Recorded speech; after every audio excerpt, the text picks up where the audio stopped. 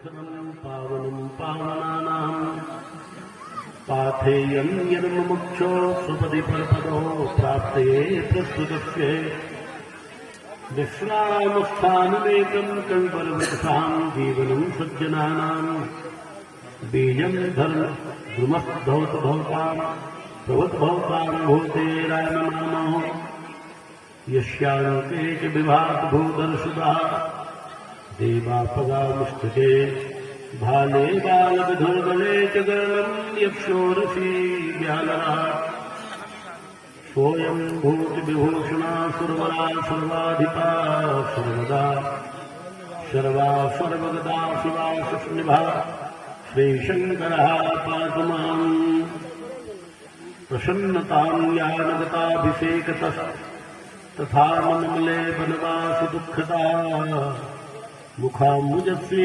रघुनन्दनस्ममे सदा कुशामञ्जलमङ्गलप्रदा मूकं करोति वाचालं पङ्गुं लङ्घयते गिरिं यत्कृपातमहं वन्दे परमानन्दमाधवम् यत्रैव गङ्गा यमुना त्रिवेणी गोदावरी सिन्धुसरस्वती च सर्वाणि तीर्थानि वसन्ति तत्रो यत्राच्युतोदारकथा प्रसङ्गः अखण्डमण्डलाकारं व्याप्तं येन चराचरं तत्पदं दर्शितं येन तस्मै श्रीगुरुवे नमः।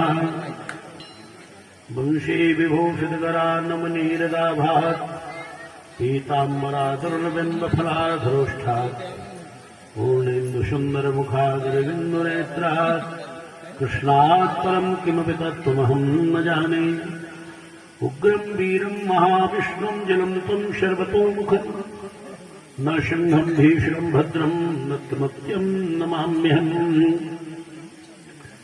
श्रीगणेशाय नमः, श्रीगोविन्दाय नमो नमः, श्रीवृन्दावनविहारिणे नमः।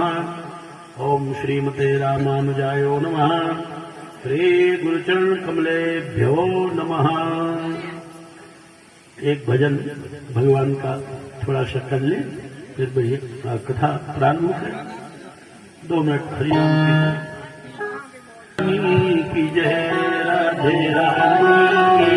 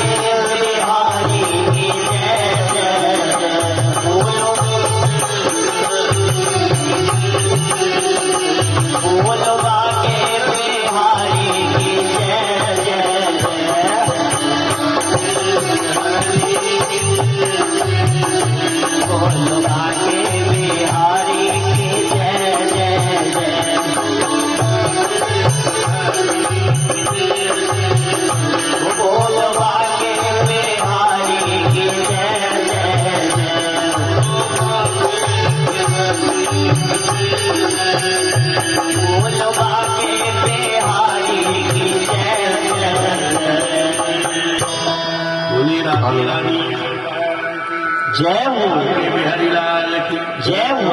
कल रुक्मिणी जी की पावन कथा आप लोगों को सुनाई गई है ना। देखो 5 भीष्मक राजा के लड़के थे, उनके नाम रुक्मग्रजो रुक्मरथो रुक्मबाहुरमंतरः रुक्मकेशो रुक्ममाली रुक्मन्येषां सुसासती, और एक सती बेटी रुक्मिणी थी जो भगवान श्री कृष्ण को ब्याही गई। लेकिन जब वहां बारात आ गई, बड़ी जल्दी जल्दी में आई। पहले तो शिशुपाल की बारात आई, फिर भगवान श्री कृष्ण जी पधारे। अब कहते हैं 60,000 सैनिक राजा की तरफ से, भीष्म राजा की तरफ से कायम कर दिए गए। पार्वती के पूजन के समय पर दोनों तरफ लाइन लगा करके खड़े हो गए सैनिक। सुई की नोक के बराबर इस पार से इस पार जगह जाने की नहीं थी। जब गौरी माता का पूजन करने के लिए रुक्मिणी भी चली थी और भगवान कृष्ण को जो पत्र लिखा था उसमें ये कहा था भगवान को, रुक्मिणी जी ने, ब्राह्मण देवता ने द्वारिकाधीश को सुनाया। कहा, भगवान आपके गुणानुवादों को जब से रुक्मिणी जी ने सुना है तब से उनकी अंगों के ताप नष्ट हो चुके हैं। अब आपके इस स्वरूप को देखने की उनकी प्रबल इच्छा है, इसलिए उन्हें दर्शन देने की कृपा करें। पत्र में उन्होंने ये भी लिखा था, इस राष्ट्र में ऐसी कौन सी राजकन्या होगी विदिशी जो पति रूप में भगवान श्री कृष्ण को वरण करने की इच्छा न करें। सभी राजकन्याएं चाहती हैं कि द्वारिकाधीश श्री कृष्ण हमारे पति बने। तो ये विदर्भ देश की राजकुमारी भीष्मक कन्या रुक्मिणी का केवल और आपके चरणारविंदों को प्राप्त करने का लक्ष्य है। और आप जब यहाँ आएंगे तो मेरा विवाह खम्भा गाड़ करके नहीं मिलेगा आपको, क्योंकि ये स्वयंवर विवाह है। बड़े बड़े मानी राजा आएंगे, उन राजाओं के बीच से मुझ रुक्मिणी का विवाह जो है माम राक्षसेन विदनोद्वह वीर शुल्का, मेरा विवाह राक्षसों की तरह करे। पर मैं क्षत्रिय कन्या हूं, मुझे चोरी से आप मत ले जाइए ना, ये मंजूर नहीं। आप अपने पराक्रम के द्वारा समस्त राजाओं को प्रभावित करके इनको जीत करके फिर मुझे हरण करके आप ले जाएं। जिन चरणारविंदों को प्राप्त करने के लिए गौरी माँ ने हजारों वर्ष गुजार दिए थे, तो भगवान महादेव उनको प्राप्त हुए थे। पर कहा जाए मैं द्वारिकाधीश श्री कृष्ण रुक्मिणी का विवाह करने के लिए नहीं जाऊंगा, तो ये संकल्प है इसका, मैं शिशुपाल को नहीं ब्याही जा सकती, चाहे मेरे सैकड़ों हजारों जन्म ऐसे चले जाए। ब्राह्मण देवता ने पत्र को पढ़ा, भगवान श्री कृष्ण जो है और उसको आश्वासन दे करके और रथ में बैठ करके इधर आ चुके हैं। जब गौरी पूजन करने के लिए चलती हैं उस समय बड़ी भीड़ थी। आशाद देवी सदनम धौतपाद कराम मुजा, ये हम नहीं बोल पाए थे, निवेदन करें। मंदिर देवी जी का आया, हाथ पैर धो करके आचमन करके प्रवेशाम अंधिकांतिकम, अम्बा के मंदिर में उन्हें प्रवेश किया। वहां कौन कौन स्थापित देवियां हैं ये नंबर यहाँ लिखा है। नमस्ते त्वाम्बके भीक्षणम स्वासंतानियुतां शिवां भूयात् पतर में भगवान कृष्णस्तदमोदिताम्। हे अम्बा, मैं रुक्मिणी तुम्हें भी प्रणाम कर रही हूँ और तुम्हारे पति भोलेनाथ को नमन कर रही हूँ, और जो तुम्हारी संतान है गजानन और खड़ानन इनको भी नमन कर रही हूँ। आप मुझको सदा आशीर्वाद दीजिए कि मेरे पति भगवान कृष्ण बने। गंधाक्षर पुष्पालाओं से गौरी का पूजन किया। अब पूजन के बाद पतिमती ब्राह्मणों का पूजन करके मंदिर के बाहर जो चबूतरा था उसमें आके जब विराजित भई, भीड़ में किसी ने देखा किसी ने न देखा। जब रुक्मिणी जी का दर्शन सब लोगों ने कहा, अरे यही वैधर्वी भीष्म कन्या रुक्मिणी है जिनका स्वयंवर हुआ हो रहा है। बड़ा दिव्य रूप था रुक्मिणी जी का। 2 श्लोक में वर्णन यहाँ व्यास जी महाराज करते।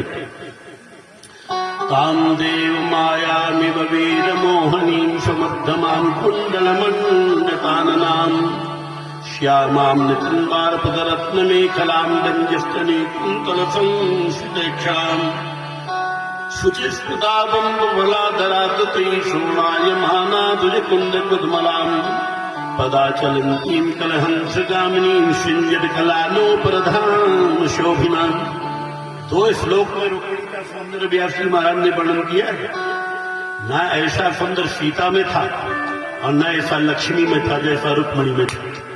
ताम देव मायाम, देव माया के समान है मुखारबंद की आकृति जिनकी, ऐसे संपूर्ण वीरों ने रुक्मिणी जी को देखा। सुनिएगा कैसा रूप है भगवती का, रुक्मिणी जी का। ताम देव माया वीर मोहिनी समर्प, ये स्वयंवर विवाह में जितने वीर आए हैं सबको मोहने में सामर्थ्य है जिनका, ऐसे रुक्मिणी को देखा। शोभा के धाम मकरात्मक कुंडलों को धारण करने से मुखारविंद की अपार छवि बढ़ रही है। श्यामा अवस्था है, मुखारविंद में उनके बढ़िया मुस्कुराहट है। अनार के दांतों के समान दांतों की पंक्ति जिनकी चलने की ऐसे जैसे छोटा सा हंस का बच्चा चलता, इस तरीके से सुंदर उनका भाव। जब रुक्मिणी जी के अपार सुंदर को देखा ना, तो संपूर्ण वीरमंडलों को विलोक राम मुहु समागता यशस्वनाथ यक्षता, बड़े बड़े यशस्वी राजा, हाँ सब जो है धराशायी हो गए, मानो मुर्दे की लेन पड़ी हो। भगवान ने मौका पाया तो और जन्माशय से उठे और सारथी को कहते हैं ये वीरमंडलों के बीच से रथ में बैठाल कर उनको रोंदाते हुए उधर ले चलो जहां पर मंदिर में चबूतरे में वो कन्याएं खड़ी हुई। गरुड़ सेन के ध्वजा वाले रथ में भगवान को बैठाल करके और वह सारथी रथ को ला रहा है। 60,000 सैनिक हैं। आदेश था कि यहाँ किसी का प्रवेश नहीं होगा, लेकिन जब 60,000 सैनिकों ने भगवान श्री कृष्ण को देखा ना, किसी की हिम्मत नहीं पड़ी भगवान को रोकने की। क्या सुंदर देखो, ये रथ की ध्वजा तो देखो। किसी ने ध्वजा को देखा, जिसमें ध्वजा में गरुड़ का अंकित चिन्ह है, तो किसी ने क्या कल्पना किया, ये गरुड़ का चिन्ह बना हुआ है रथ में द्वारिकाधीश के, तो क्या ये गरुड़ की तरह बढ़ता होगा क्या? वो आधे तो वहां देखने लगे। फिर क्या देखा, कोई घोड़ों को देखने लगे। शैद सीख सुग्रीव ने पुष्पक बलाहट, क्या ताप है इनकी चलने की, घोड़ों की क्या सजावट है देखिए। हाँ, अब भगवान श्याम सुंदर जो पीछे बैठे हुए थे उनको देखा। गजब की मूर्ति, श्याम सुंदर भगवान अद्वितीय सुंदर है। माथे में किरीट पहने, कोई कानों में कुंडल देखने लगा, कोई गले की वैजंती माला देखा। अरे कहा पीताम्बर तो देखो, कितना प्यारा भगवान का, कोई पीताम्बर को देखा। अब देखो है ना, ये सब अलग अलग तरीके से सैनिक देख रहे, पर ये नहीं रोक रहे कि भगवान का क्या है। सेनाओं के बीच में औरत को रुलाते हुए उधर ले जा रहे हैं, जहाँ रुक्मिणी जी खड़ी हुई। हाँ, पूज गौरी जब ही चली, एक कहो ते कुलाए, सुन सुंदरी आए हरि, देख ध्वजा फहराए। हरि सुंदरी, वो गरुड़ से अंकित ध्वजा वाले रथ पर भगवान सारथी के समेत विराजमान है। और ये रुक्मिणी ने संकल्प किया था, यदि मुझे मन के मुताबिक पति रूप में द्वारिकाधीश कृष्ण नहीं मिलेंगे तो मैं अपने प्राण का त्याग कर दूंगी। आज भगवान आ रहे। ये उंगली बड़ी खतरनाक, इसको कौन सी उंगली कहते हैं मालूम है? इसको तर्जनी कहते हैं। अंगूठा के बगल में जो उंगली है इसको तर्जनी कहते हैं। ये कैसी खतरनाक उंगली होती है? यदि किसी के घर में कुम्हड़ा फरे हो, है ना, खूब पड़े हो, ये उंगली से उसको गिन भर दो कुम्हड़ा को, तो कुम्हड़ा तो सड़ जाता है, ऐसा तब बताया है। तो इस उंगली में रुक्मिणी जी ने रत्नों की अंगूठी को धारण किया। एक सखी ने भगवान की तरफ बढ़ाया, है ना, और भगवान ने स्पर्श कर लिया। यही हो गया पाणिग्रहण। प्रथम समारोप सुपर्ण लक्षणम राजन्य चक्रम पर भोज माधवा, ततो यो राम पुरोगमो फनीश काल मध्यायुधारि भाग्यधरी। महर्षि व्यास जी कहते हैं, सुखदेव स्वामी कहते हैं, राजन पवित्र रथ में और रुक्मिणी जी को चबूतरे से भगवान ने बैठाला। सब लोगों ने जब देखा, जब भगवान का पाणिग्रहण हुआ, तो सैनिकों ने मना क्यों नहीं किया? आज जोड़ी बड़ी अच्छी, बोले कृष्ण भगवान, जोड़ी बड़ी प्यारी। भगवान रुक्मिणी का हरण करके चले जा रहे हैं, क्या फिर देखने लगे कोई पीताम्बर की तरफ। पर क्या करते हैं, ऐसे जैसे सिंह हो श्यारों के बीच से और शिकार लेके भाग जाता, रुक्मिणी जी को भगवान रथ में बैठाल करके द्वारिकाधीश द्वारिका को प्रस्थान कर गए। सब लोगों ने कहा, भैया भगवान कहाँ है, कन्या कहाँ? अरे हम तो देखे कि मंदिर में पूजा कर रही थी। और किसी ने कहा, हमने तो जोड़ी अच्छी देखी इसलिए मना नहीं किए, विवाह हो गया। अब देखिएगा, इसमें हम एक गीत गाएंगे, हम कुछ भी बदले, हमको बदलने देना। आपको केवल सांवरिया शब्द बोलना है, बात खत्म। मोहि प्यारो लागे सांवरिया, मोहि प्यारो लागे सांवरिया, मोहि प्यारो लागे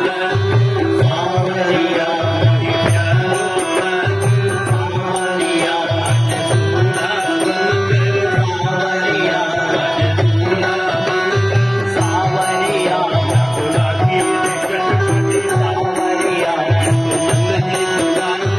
लागे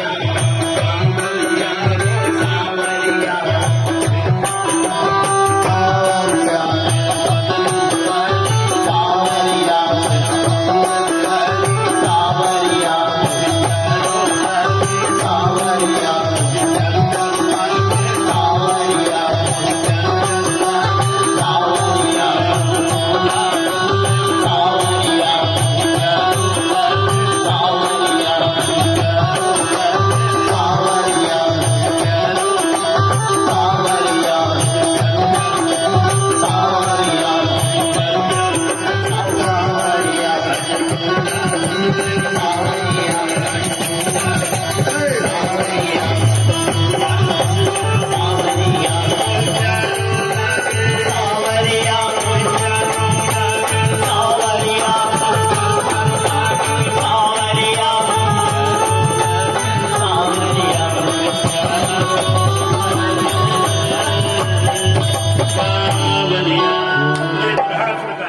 सब कल बात हो जाती। भगवान रुक्मिणी जी को लेते गए, वेद भगवान से विवाह हुआ, ऐसे सुशोभित हो रहे हैं जैसे बैकुंठ में लक्ष्मीनाथ सुशोभित। देखो रुक्मिणी मंगल आनंद। अब एक बालक पैदा हुआ रुक्मिणी जी का, क्या नाम था? द्वारिकाधीश जी का रुक्मिणी के साथ जब विवाह हुआ, सोनी जी ध्यान सुनना, तो रुक्मिणी जी के भी 10 बेटा पैदा हुए थे और एक बेटी। क्या नाम था बड़े बड़े बेटा का? अरे कामदेव के अवतार हैं, इनका नाम है प्रद्युम्न। प्रसूतिका घर में थे तो शंबासुर नाम के दानों ने उनको प्रसूतिका घर से भगवान के स्थान से हरण कर लिया। प्रद्युम्न को आकाश में ले गया और कहाँ छोड़ा? समुद्र में।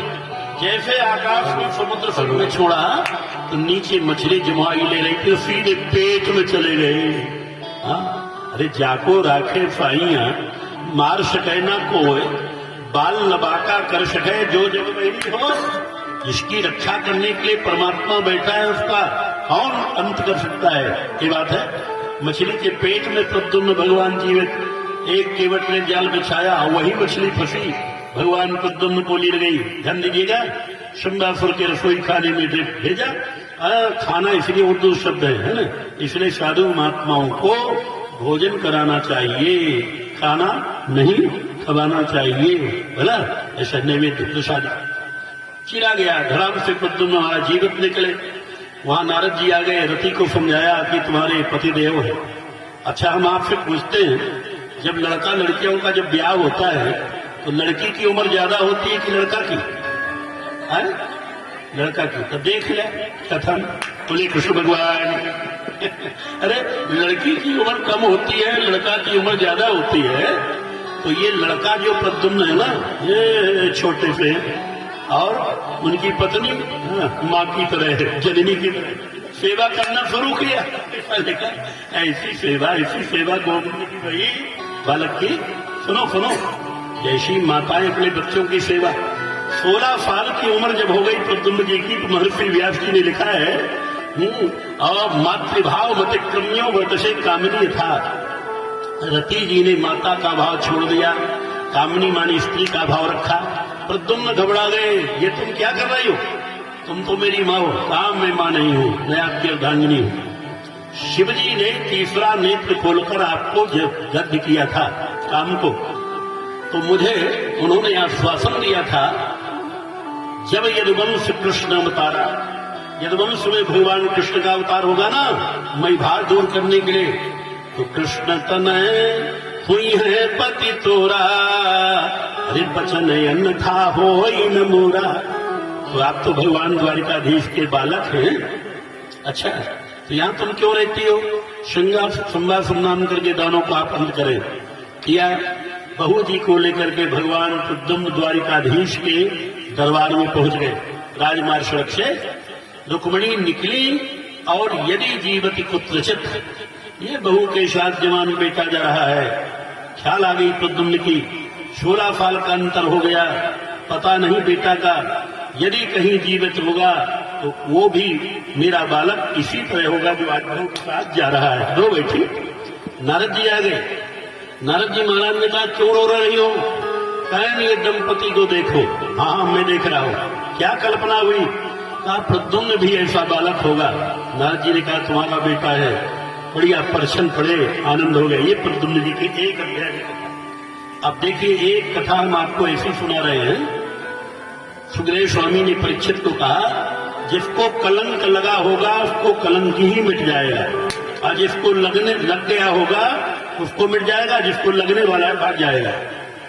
द्वारिकाधीश श्री कृष्ण भगवान द्वारिकापुरी में बैठे, प्रवचन चल रहा था। उसी समय वहां के यदुवंशी सत्राजित महाराज पधारे।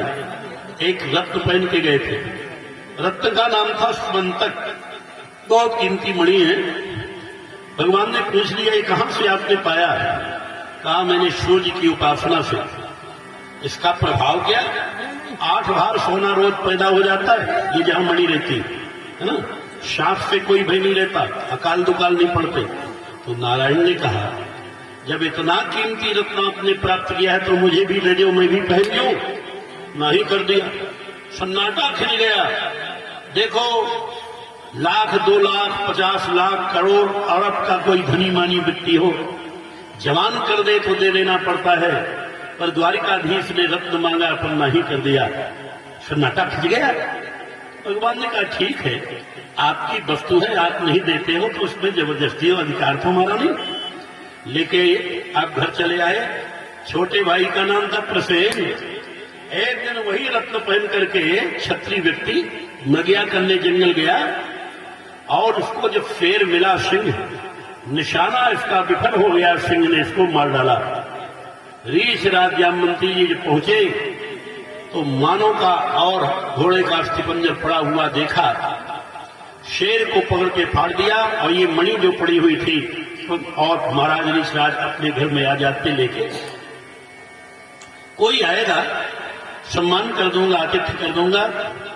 अब जब लौट के नहीं आए प्रसेन, तो सत्राजित की पत्नी ने पूछा देवर लौट के क्यों नहीं आ रहे?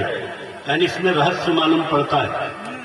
तो रहस्य मालूम पड़ता है तो मुझे तो आप बताओ, मैं स्त्री हूं। कहा तुम किसी को न बताओगी तब मैं बताऊंगा। कहा नहीं बताऊंगा। एक दिन में भक्ते को बताने लगे। सत्राजित महाराज अपनी पत्नी को कह रहे हैं रत्न पहन के मैं गया था भगवान द्वारिकाधीश का दर्शन करने।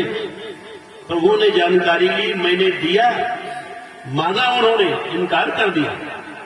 हाँ, तो लगता है द्वारिकाधीश कृष्ण ने ही जंगल में कहीं प्रसेन को जान से मार डाला और ये रत्न चुरा लिया। ये तुम किसी से न कहना। स्त्री ने कहा पतिदेव निश्चिंत रहिए, मैं किसी को नहीं कहूंगी। अच्छा, ये बात बहुत सुंदर। अब देखिए, 2 आदमी के बीच में चर्चा चली ना, पहले सत्राजित को मालूम और उसकी पत्नी को।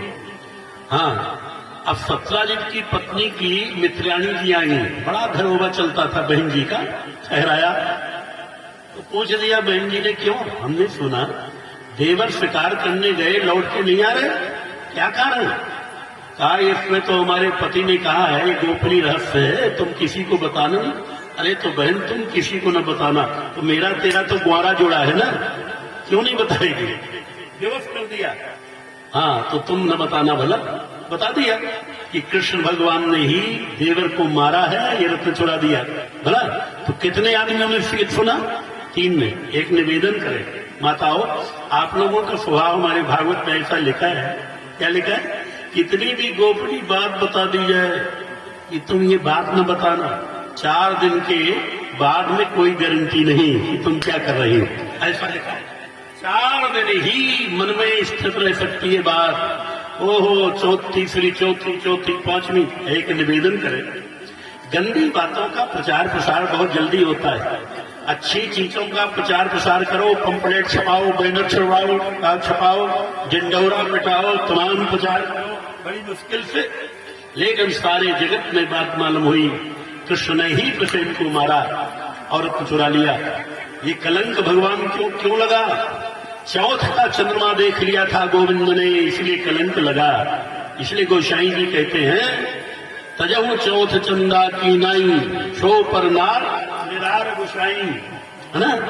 हाँ, पर नारी के निरार को उसी तरह नहीं देखना चाहिए जैसे चौथ का चंद्रमा त्याज्य है। देख लिया था।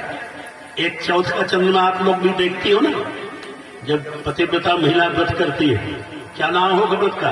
करवा चौथ। हाँ, ध्यान दीजिए, एक निवेदन करें, महिलाएं बड़ा करवा चौथ करती हैं अपने पति की आयु बढ़े, लेकिन ध्यान देना, और जिस दिन चंद्रमा जब तक न दिखेगा तब तक वो भोग नहीं लगाती। मैं निवेदन करूं माताओं, चौथ का व्रत कोई करे, करवा चौथ का, है ना, और उस दिन जितने चंद्रमा को देखना है, उसी समय यदि बादल छा जाए अच्छी तरह, तो महिलाओं का रूप देखते बनता है, देखना। ये बड़ी दिक्कत की बात। तो चौथ का चंद्रमा देख लिया था, इसलिए भगवान को कलंक लग गया। अब नारायण उस कलंक को दूर करने के लिए निकले। जब निकले तो वहीं पर पहुंचे और साथ में साथी थे। कैशन लगाया, गुफा के अंदर ये रत्न होगा। आहा, कुटिया में गए। भगवान जामवंत महाराज की कुटिया थी। बेटी का नाम था जामवती, कुंवारी कन्या है, घर को साफ कर रही है। श्री कृष्ण के कवच कुंडल पीतांबर रूप को देख करके झाड़ू को आंगन में फेंका, और बड़ी जोरों से चिल्लाती हुई पिताश्री के पास आ गई। अज्ञात व्यक्ति आ गया। महाराज, क्या आ गया? अज्ञात। जय और क्या सूत्र है व्याकरण में, आप लोग पढ़ाते हैं ना, ज्ञा ज्ञानी को। तो वो जो ज्ञा शब्द है, ज्ञा कर लीजिए, वहां जा इया दोनों का उच्चारण होना चाहिए। एक पाणिनि का सूत्र है। जी जी, हाँ भाई, कल दहेज में बहुत और रुपया गल्ला चढ़ा रहा ना, तो आज भगवान की पूर्ति हो रही है जो उधारी है। और निवेदन करें, जो उधार कर गए हों तो जरूर दे देंगे, है ना, और जो नगद दे दिए हों, हाँ ठीक। तो ये है, बोलिए भक्तवत्सल भगवान की। क्योंकि दहेज जो है, कल रुक्मिणी के साथ भगवान का एक ठो ब्याह नहीं हुआ। भगवान के भय है 16,108 ब्याह बता रहे हैं। बोलिए कृष्ण भगवान की। अब देखिएगा, जामवंत जी महाराज दुखी हो गए। पूछा बेटी से, तुम क्यों चिल्लाई? अज्ञात व्यक्ति आ गया। श्री कृष्ण भगवान को जान नहीं रहे, इसीलिए शास्त्र में कहा गया अपरिचित देवताओं का भी तिरस्कार हो जाता है। क्यों आ गए आप हमारे घर में? दोनों की बेहोश हुई। भगवान कृष्ण का जामवंत जी का युद्ध हमारे भागवत में लिखा। 27 दिन हुआ। जो राम लीला रामावतार में भगवान नहीं कर पाए, वो कृष्ण भगवान ने ही वो लीला को संपन्न बनाया है, ये हम कह रहे हैं। भगवान श्रीहरि राम जी लंका के राजा रावण को मार करके जब अयोध्या में पधारे तो अभिषेक भया। हनुमान जी से बोले कि आप भी कुछ वर मांगो। तो महाराज हनुमान जी कहते हैं, मुझे 3 चीज का आप इंतजाम कर दीजिए, नहाने का, भोजन का और शयन का। तो राम जी कहते हैं, चित्रकूट में नहाना है। चित्रकूट गए आप? नहीं गए? बहुत से लोग ऐसा करते हैं, अब बहुत से लोग ऐसा कर रहे हैं, बहुत देवता हुआ। बोलिए कृष्ण भगवान। चित्रकूट में जाकर देखना, हनुमान धारा नामक स्थान है। राम जी ने कहा, चित्रकूट में तुम नहाओ। नहाने के बाद जब भूख लगेगी नहीं, तो इसी अयोध्या में हनुमानगढ़ी में भोजन करना। तो वहां भोजन करते हनुमान जी। और शयन करने के लिए प्रयागराज भूमि को बताया। तो इलाहाबाद में जब त्रिवेणी स्नान करोगे हनुमान घाट आपको मिलेगा, मोटे ताजे हनुमान जी सो रहे। ऋषिराज जामवंत जी से कहा, महाराज आप भी कुछ वर मांग लीजिए। राघव से कहते हैं भुजाओं को संतोष नहीं हुआ, ये कर दी। तो राम ने कहा अभी नहीं, भगवान श्री राम कह रहे हैं कृष्णावतार में हमारा तुम्हारा स्वयं द्वंद्व हो जाए, भुजाओं को संतुष्टि हो जाए। लेकिन कैसे जानोगे कि हम भगवान से लड़ रहे हैं? नारायण ने कह रखा था जब तुम्हारी छाती में पसीना आ जाएगा तो सुमरण हो जाएगी रामावतार की बात। आ जाइए इधर जहां हम प्रसंग दे रहे हैं। 27 दिन श्री कृष्ण का जामवान जी का युद्ध भया। उनको भागवत की भाषा में जामवान कहते हैं और रामायण की भाषा में उनको जामवंत कहते हैं। वो ऋषि राजे की बात है। आप लोग पढ़ते हो ना, जामवंत के वचन सुहाए सुनहन अनंत हृदय तिभाए। वही ऋषिराज जामवंत जी है जिनकी कथा भागवत पर है। 28वां दिन युद्ध का जब आया, छाती में स्मरण पसीना आ गया, बस वो युद्ध विराम कर रहे हैं, मैं तो भगवान से लड़ रहा हूं। अब ये देखिए, भगवान से युद्ध करने के कारण मन में ग्लानि जामवंत जी के आगे। इस ग्लानि को मिटाने के लिए, मन की यदि ग्लानि आवे तो कैसे दूर होगी? तो शास्त्र ये कहता है कि स्नान करके कुछ दान कर दिया जाए तो मन की ग्लानि मिट जाती है। लेकिन आत्मा की ग्लानि यदि किसी के हृदय में आवे तो बिना तपस्या के आत्मग्लानि समाप्त होने वाली नहीं, तब करना पड़ता है। जी जी, बहुत बड़े बड़े हादसे हो जाते हैं, पाप हो जाते हैं, उसमें आत्मग्लानि आ जाती है, ये बात कहते हैं। तो उन्होंने प्रस्ताव रखा, जामवती कन्या का मैं आपको दान करता हूं भगवान, इसको महारानी बना लीजिए बेटी को, और दहेज के रूप में जो मणि की खोज में आए हैं मेरे पास है, ऐसा ऐसा मैंने पाया, स्वीकार कर लिया। विवाह करके भगवान आ गए, सत्यजित को बुलाते, तुमने मेरे ऊपर नाहक कलंक रखा, ये काम मैंने नहीं किया। यदि प्रमाण चाहिए तो अंतःपुर निवास में मैं जामवती के साथ ब्याह करके आया और दुखी हुए। एक दिन श्री कृष्ण का आवाहन करते सत्यजित महाराज, उन्होंने प्रस्ताव रखा कि मेरी बेटी सत्यभामा कुंवारी कन्या है, आपको मैं कन्या दान कर दूं, महारानी बना लीजिए, और ये जो मणि है इसको मैं दहेज में देता हूं तो स्वीकार कर।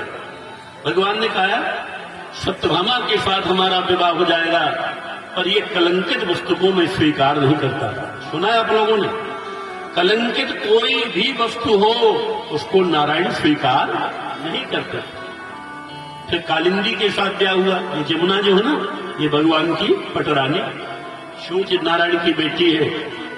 एक दिन अर्जुन के साथ भगवान घूमने के लिए गए, हाँ, वो कन्या जो है तप कर रही थी, परिचय पूछा तुम कौन? तो जमुना ने कहा अहम देवस्व सविता द्वैता पुत्रमिच्छते विष्णु वरेण्यम वर्गम तपः परमात्मा, मैं सविता की बेटी हूं। हमारे यहाँ संस्कृत में सूर्य नारायण को सविता कहते हैं, और सविता भगवान नारायण को भी कहते हैं। विष्णु सहस्त्रनाम में देखना, वहां आपको सविता शब्द मिलेगा। सविता माने सबका पिता, और सविता माने सूर्य।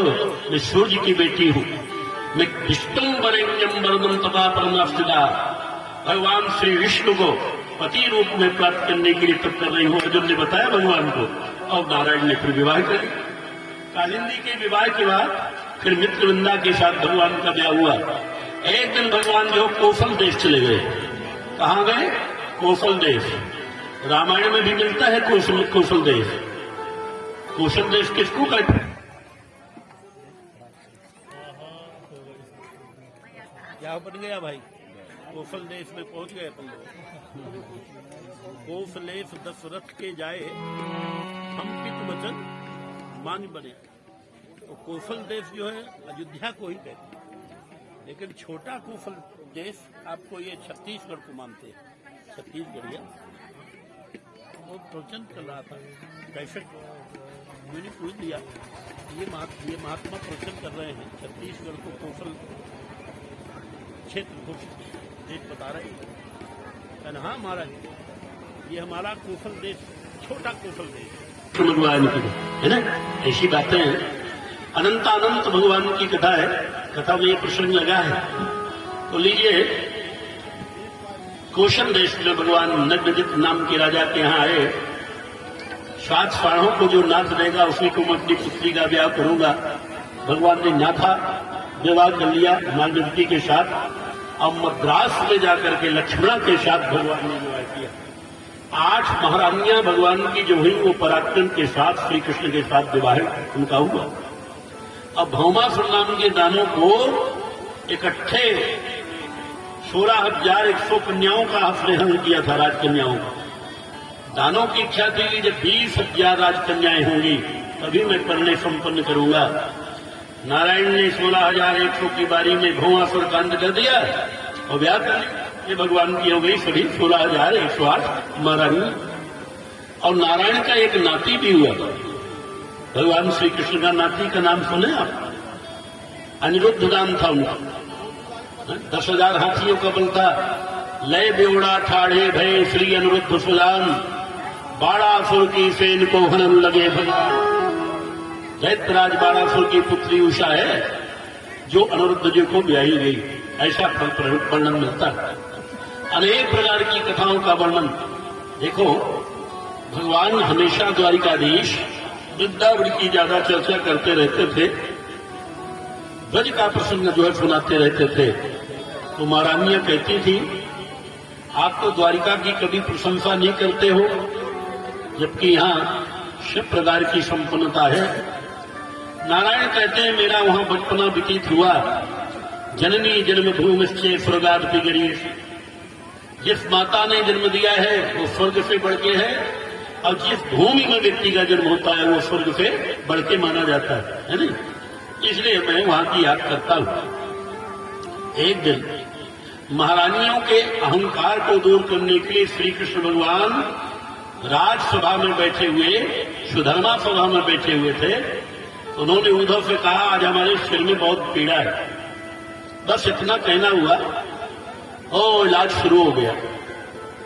नारायण ने कहा, मैं मंच में नहीं बैठूंगा, मुझे रुक्मिणी के राजमहल में लेकर भगवान को ले जाया गया। समस्त द्वारिका में चर्चा का प्रसंग बना कि भगवान जो है बीमार है,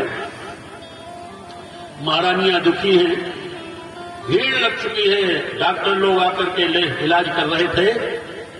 और आज देवर्षि नारद जी का भी द्वारिकाधीश के दर्शन करने के लिए आगमन हुआ। भीड़ को देखकर देवर्षि ने पूछा, क्यों द्वारिकावासियों, आज इस द्वारिका में कौन सा ऐसा फंक्शन मनाया जा रहा है जिससे ये भीड़ मौजूद है? नारद जी, यहाँ कोई फंक्शन त्योहार तो नहीं है, पर यहाँ के भगवान बहुत ज्यादा बीमार हैं, इसलिए लोग देखते आए। तो देवर्षि नारद जी ने पूछा, यहाँ तो 2 भगवान, बलराम जी भगवान और द्वारिकाधीश श्री कृष्ण, कौन भगवान बीमार है? द्वारिकावासियों ने कहा, श्री कृष्ण भगवान बीमार है। बलराम क्या हो गया? तब बस यही प्रवचन दे रहे थे, अचानक सिर में सूल पीड़ा गई और रुक्मिणी जी के राजमहल में उनको ले जाया गया है। ऐसा लगता है नारद जी, वैद्य डॉक्टर लगे हुए हैं दवाइयों का प्रयोग करने के लिए, पर भगवान का सिर का दर्द नहीं जा रहा। नारद जी ने सोचा, ये द्वारिकावासी कहते हैं भगवान बीमार है। अरे भगवान कभी बीमार होता है? मन में विचार किया, कहा नहीं। और देखो उनके विचार में ये भी बात आई, कहीं सही न बीमार हो गए हो। ये श्री कृष्ण के परम भक्त हैं। रास्ता मिलता चला गया, जहां भगवान का निवास स्थान था वहीं नारद जी पहुंचे। उन्होंने जयकार की धुन लगा दी, द्वारिकाधीश भगवान की जय हो। 3 बार, द्वारिकाधीश भगवान की जय हो। 3 बार जयकारा जो बोल लेता है उसकी रजिस्ट्री पक्की हो जाती है, तो भगवान का सच्चा दाप हो जाता है। द्वारिकाधीश भगवान की जय हो। लाल लाल नेत्र घोर कर नारद जी को तरफ भगवान ने देखा, आप भी देवर्षि जी जी जी, कहाँ क्या करूंगा? नारद जी ने कहा, कुछ न पूछो भगवान, दियावान जंगलों से विचरण करता हुआ आज आपका दर्शनाभिलाषी द्वारिकाधीश का द्वारिकापुरी में मैं पहुंचा। इतनी भीड़ लगी है, आपको देखने के लिए आए हैं। मैंने पूछा, ये क्या हो रहा है? तो बताया कि आपके सिर में सूल है, पीड़ा है? हाँ हाँ नारद जी, आज द्वारिकाधीश के सिर में बहुत पीड़ा है। इलाज तो हुआ होगा। नारायण कहते हैं ये लाइन से जितने खड़े हैं सब एक से एक वैद्य डॉक्टर है। इन्होंने औषधि का प्रयोग किया पर दर्द मेरा हरण नहीं हो रहा। लगता है नारद जी आज द्वारिकाधीश का अंतिम दिवस होगा। नारायण नारायण ऐसी बात न करिए, आप ठीक हो। झोली के तरफ जैसे हाथ डाला नारद जी ने तो एक दर्दनाशक छड़ी मिली, साधु महात्मा रखते ना, और खिस करके जैसे मोहन के सिर में लेप किया तो भगवान क्या कहते, ये क्या कम कीमती चीज मेरे माथे में तुम लगाते? ऐसा भगवान बोले। क्यों? बड़ा आदमी जब बीमार होता ना तो हर्रा बहेरा में कभी अच्छा नहीं होता। उसके लिए जब स्पेशल इलाज होता है डॉक्टरों से, वैद्यों से, तब वो ठीक हो पाते। इसलिए भगवान का ये कहना उचित रहा, क्या कम कीमती चीज तुम मेरे माथे में लगा रहे हो?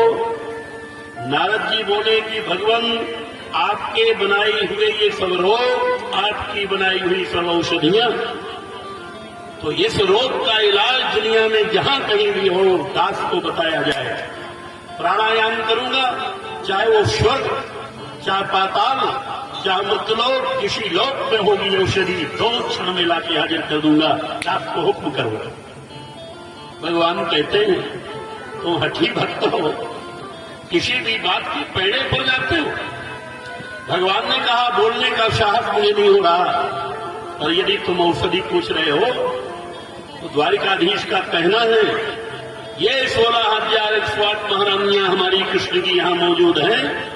देवर्षि जी, रुक्मणी आदि महारानी, ये कोई भी पांव की धूल यदि हमारे सिर में लगा दे, अपने पांव की धूल को हमारे सिर में लगा दे तो हमारा दर्द मिट जाएगा।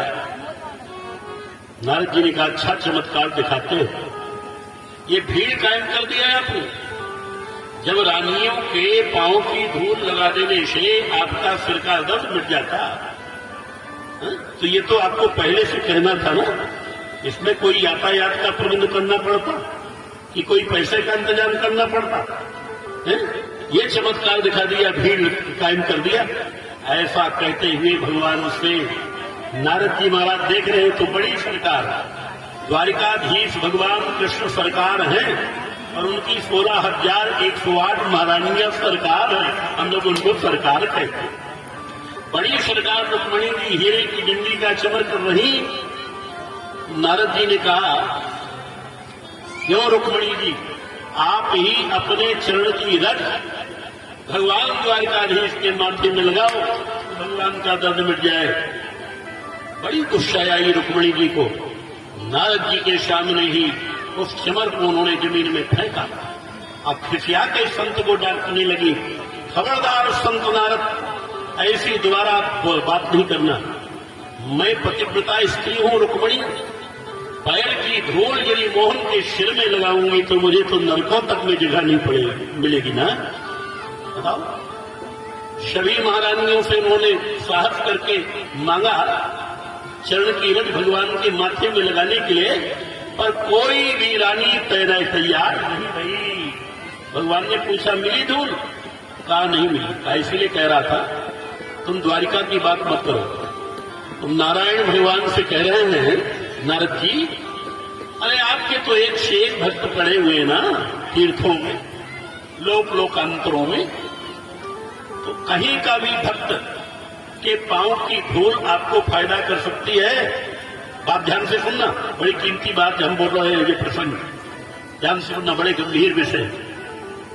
तो नारद जी महाराज ने जब ये पूछा तो नारायण कहते हैं द्वारिकाधीश, अब तुम कहीं मत जाओ, श्री वृंदावन धाम जाओ, और वृंदावन धाम में बोल देना किसी से भी उनको विश्वास था कि भगवान बीमार है तो तुमको ब्रजवासियों के पांव की रज मिल जाएगी मोहन के सिर में लगाने के लिए। आदेश हुआ। अब द्वारिका से वृंदावन कितने दूर है? वृंदावन उत्तर प्रदेश में है, और द्वारिका जी कहाँ है? द्वारिका जी कहाँ है? सौराष्ट्र में है, गुजरात में। अब यहां से अंतर ध्यान है नारद जी, और जाके वो वृंदावन में रासेश्वरी वृषभान दुलारी श्री राधिका के महल में पहुंचे। देवर्षि जी को राधा जी ने जब देखा बहुत पसंद भई। संत का दर्शन मामूली बात नहीं। राधा स्वयं पराम्बा है, शक्ति है, लेकिन ये बता रहे हैं संसार में संतों के दर्शन दुर्लभ होते। आसन लगाया, अर्घ्य किया, पाद्य किया, पूजन किया। पूछा आपका आगमन कहां से हुआ नारद जी? आप कुछ ना पूछो राधे, बियाबान जंगलों से विचरण करता हुआ मैं द्वारिकाधीश का दर्शन करने गया। भगवान का कुशल समाचार बताइए।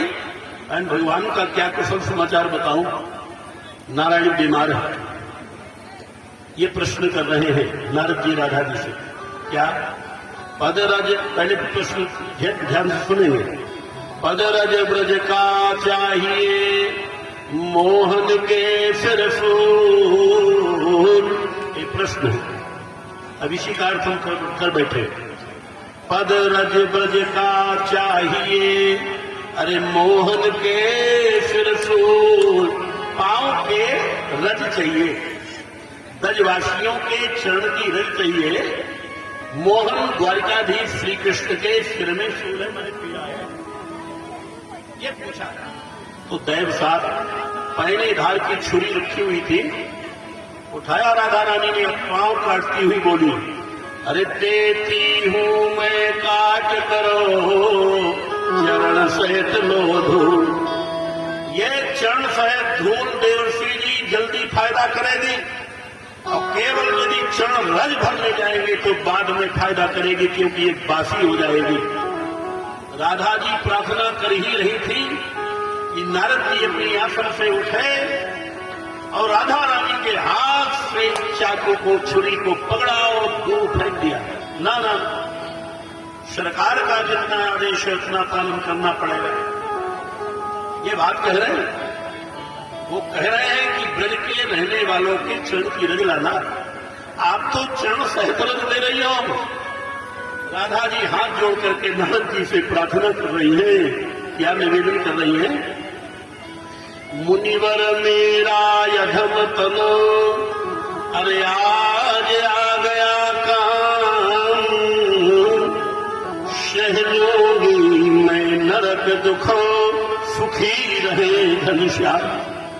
हे मुनिवर, हे संत देवर्षि नारद जी, ये मनुष्य का तन राधा का शरीर है, एकदम मरने के बाद समाप्त हो जाएगा, नष्ट हो जाएगा, कोई काम नहीं आएगा। यद्यपि मैं अपने पैर की धूल भगवान के सिर में लगाऊंगी ना, तो मुझे नरकों में जाना पड़ेगा। नरक जाने के लिए मैं तैयार हूं, पर भगवान को एक क्षण बीमार देखने के लिए तैयार नहीं हूं। यही बात हमारे आपके सामने है। अपन लोग कितने बार पुण्य किए तो स्वर्ग गए, अब फिर पुण्य छेड़ हुआ तो छेड़े पुण्य मतलोक के दिशा, मतलोक में आना हुआ।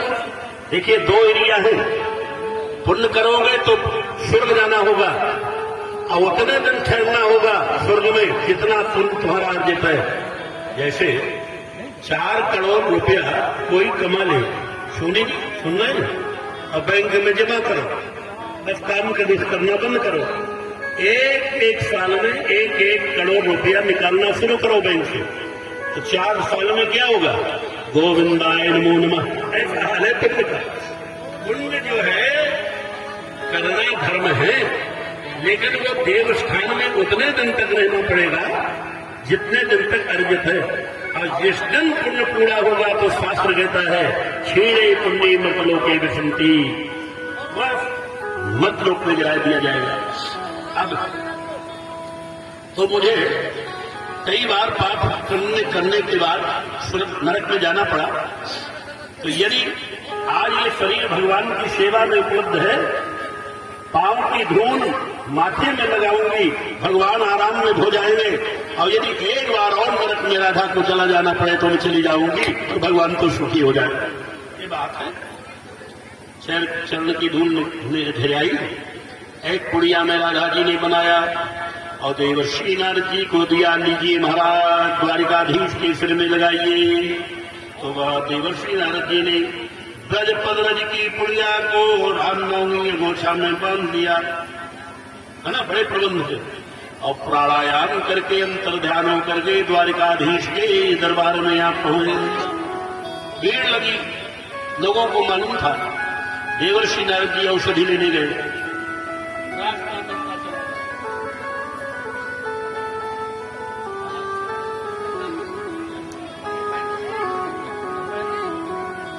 आज तो हमारे कछार गांव से उपेंद्र सोनी जी व्यासपीठ का और स्वागत कर रहे हैं, उनको भी हम साधुवाद दे दें, धन्यवाद दे दें। श्री राम जी सोनी आज भागवत के इस पर कभी बंद करके करा रहे थे, इस दृश्य को दिखा रहे थे। नारद जी जैसे पहुंचे तो फिर भगवान के नाम की जय घोष लगाते, द्वारिकाधीश भगवान की जय। 3 बार लगाएंगे, द्वारिकाधीश भगवान की जय हो। आप लोग भी बोला करा हो, जयकार थोड़ी ताकत से बोला करा, द्वारिकाधीश भगवान की जय हो। नारद जी महाराज के साथ देखा मिली धूल, जी जी जी मिली। आज जल्दी लगाओ, प्राण जा रहे हैं। बजपदरज की पुड़िया को बड़े कुंभ से बांधे थे और छोड़ करके भगवान के माथे में जैसे लगाया, नारायण का दर्द जाता रहा, भगवान स्वस्थ होके बैठे।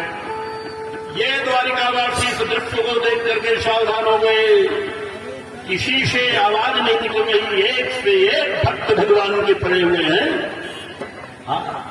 नारद जी ने मुझसे पूछा, कौन है वृंदावन में जिसने अपने पांव की धूल मुझे सिर में लगाने के लिए दे दिया? नरक जाने के लिए तैयार, कृष्ण को एक क्षण बीमार देखने के लिए तैयार नहीं। तो देवर्षि नारद जी कहते हैं, आदेश हुआ है आपका, वृंदावन धाम में राधा जी के पास पहुंच गया और वहां जो कहा गया था वो भगवान के सामने नारद जी बता रहे हैं।